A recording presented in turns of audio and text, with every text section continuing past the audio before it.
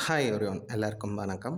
இந்த எபிசோடில் கருப்பு படம் எப்படி இருக்கு வாங்க பார்க்கலாம். கருப்பு படத்துடைய கேஸ்டிங் அப்படின்னு சொல்லும்போது சூர்யா, த்ரிஷா, ஆர்ஜே பாலாஜி நடிச்சிருக்காங்க. இந்த படத்தை இயக்கி ஸ்க்ரீன் பிளே எழுதினவர் யாருன்னா ஆர்ஜே பாலாஜி தான். சாய் அபயங்கர் மியூசிக் கம்போஸ் பண்ணியிருக்காரு. விஷ்ணுங்கிறவர் சினிமோட்டோகிராஃபி ஹேண்டில் பண்ணியிருக்காரு. கருப்பு படத்தின் ஸ்டோரின்னு பார்க்கும்போது, ஒரு தந்தையும் மகளும் வந்து சென்னைக்கு வராங்க கேரளாலேருந்து. காரணம் என்னென்னா, அந்த மகளுக்கு வந்து சர்ஜரி பண்ணணும். அது சென்னையில் தான் பண்ணணும். தந்தை வந்து அவங்கள்ட்ட இருக்கிற கோல்டு எல்லாத்தையும் எடுத்துக்கிட்டு வராரு. அப்படி இருக்க ரயில்வே ஸ்டேஷன் கிட்ட ஒரு 2 திருடர்கள் வந்து அந்த நகையை வந்து அபகரிச்சிடுறாங்க. அட் தி சேம் டைம் இந்த 2 பேரும், அதாவது அந்த தந்தையும் மகளும் போலீஸ் ஸ்டேஷனில் போய் கம்ப்ளைண்ட் கொடுக்குறாங்க. கம்ப்ளைண்ட் கொடுத்த உடனே வந்து பார்த்திங்கன்னா, அந்த நகை வந்து இவங்க 60 பவுன் கிட்ட வச்சுருந்தாங்க. அப்படி இருக்க போலீஸ் வந்து ரெக்கவரி பண்ணுறது 45 பவுண்ட்ஸ் தான்.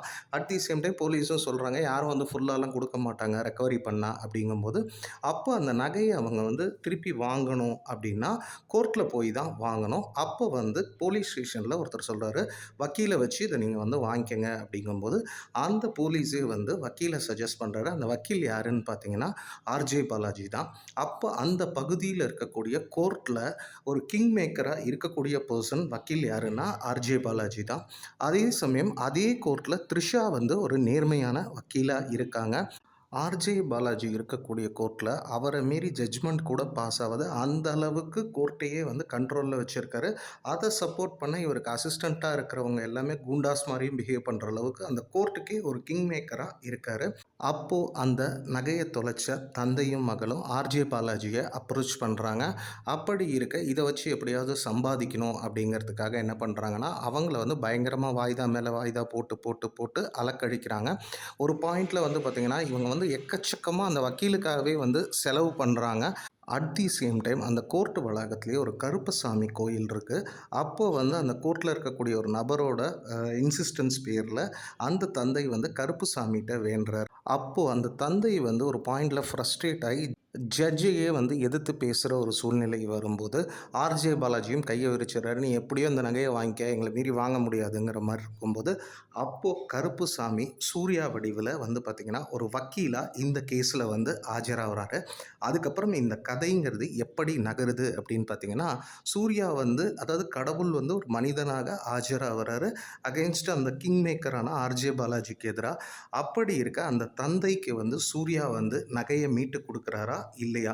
At the same time RJ Balaji வந்து அந்த கோர்ட்டையே வந்து ரொம்ப ஒரு அக்கிரம வழியில் நடத்திட்டு இருக்கிற ஒரு வக்கீலாக இருக்காருங்கும்போது அதுக்கு ஒரு முற்றுப்புள்ளி வச்சாரா? அதே மாதிரி ஆர்ஜே பாலாஜியை மாரி அங்கே வந்து ஒரு அரசியல்வாதிக்கு எதிராக ஒரு கேஸும் இருக்குது.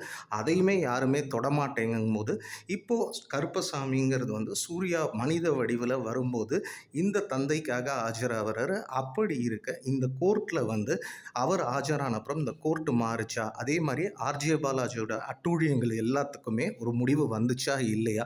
இது எல்லாத்துக்கும் ஆன்சர் கொடுக்குற படமாக அமையிறது தான் கருப்பு. இப்போ படத்துடைய ப்ளஸஸ்னால் சூர்யாவோட ஒரு மாஸ் அண்ட் கிளாஸ் பெர்ஃபார்மன்ஸ் அப்படின்னு சொல்லலாம்.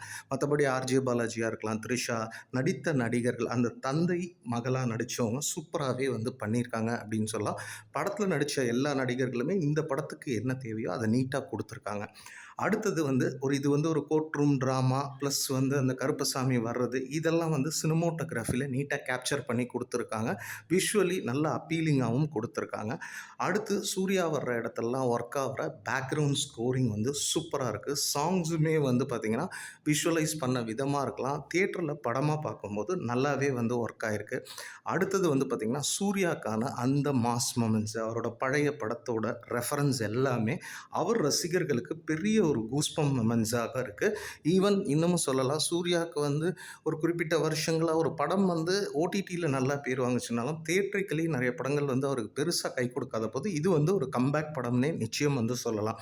அதே மாதிரி ஃபஸ்ட் ஹாஃபில் ஒர்க்கான அந்த எமோஷன்ஸும் சரி, இன்டர்வல் நாட்டும் சரி படத்துக்கு பெரிய பலமாக அமையுது.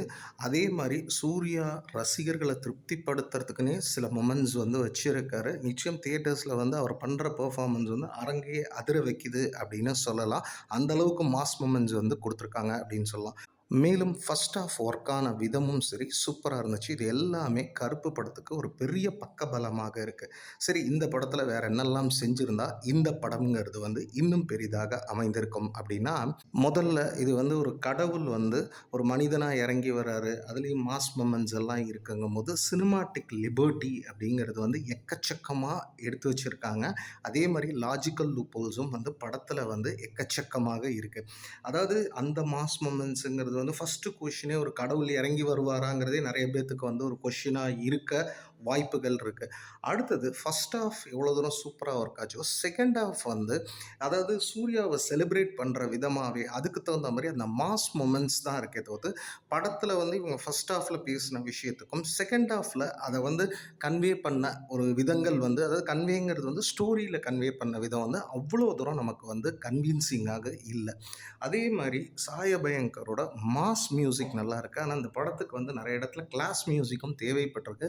அதை இன்னும் செஞ்சிருந்தாருன்னா இன்னும் பெரிதாக அதாவது மியூசிக்கலி எலிவேட் ஆகிருக்கும் அப்படிங்கிறது சொல்லலாம். மற்றபடி பார்த்தீங்கன்னா அந்த மியூசிக் எல்லாமே சூர்யா ஃபேன்ஸுக்கு வந்து தேட்டரில் கேலா பண்ணுறதுக்கு அதாவது கொண்டாடுறதுக்கு இருக்கே தவிர்த்து கிளாஸான எமோஷன்ஸுக்கு வந்து அந்த அளவுக்கு மியூசிக் கன்வே பண்ணியிருக்காங்கன்னா நிச்சயம் கம்மியாக தான் பண்ணியிருக்கு அப்படின்னு சொல்லலாம்.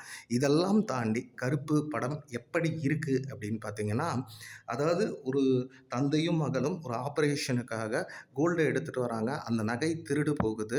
அப்போ அத மீட்டெடுக்க கோர்ட்டுக்கு போறாங்க. அப்போ அந்த கோர்ட்டையே கண்ட்ரோல்ல வச்சிருக்கிறவர் யாருன்னா, ஆர்ஜே பாலாஜி. அப்போ அவங்களுக்கு வந்து கோர்ட்ல வந்து படுற இம்சைகள் தாங்காம கருப்புசாமிட்ட வேண்டுறாங்க. அப்போ கருப்புசாமி வந்து ஒரு வக்கீல் வடிவத்தில வருது. அதுக்கப்புறம் இந்த பிரச்சனை அந்த குடும்பத்துக்கு வந்து அந்த பணம் கிடைச்சுச்சா? அதே மாரி கோர்ட்ல வந்து நெறைய அட்டூழியங்கள் நடக்குது. இதெல்லாம் கருப்புசாமி மாத்துனாரா? இல்லையா? இத வந்து ஒரு சூப்பரான ஃபர்ஸ்ட் ஹாஃபும், ஒரு ஓகேயான செகண்ட் ஹாஃபும் சேர்ந்து மொத்தத்தில ஒரு ஒன் டைம் வாட்ச், டீசென்ட் வாட்சாக சூர்யா ஃபேன்ஸுக்கு செலிப்ரேட் பண்ற அளவுக்கு படமா ஆர்ஜே பாலாஜி நமக்கு டெலிவர் பண்ணியிருக்காரு அப்படின்னு சொல்லலாம். படத்தோட சென்சார் சர்டிஃபிகேஷன் அப்படின்னு பார்த்தீங்கன்னா, யுஏ சர்டிஃபைடு தான். படத்தில வந்து அடல்ட் காட்சிகள் இல்ல. ஆனா வன்முறை காட்சிகள் இருக்கு. இத மைண்ட்ல வச்சுட்டு பார்க்குறவங்க பாருங்க. மேலும் ஒரு புதிய திரை விமர்சனத்தில உங்கள வந்து சந்திக்கிறேன். நன்றி, வணக்கம்.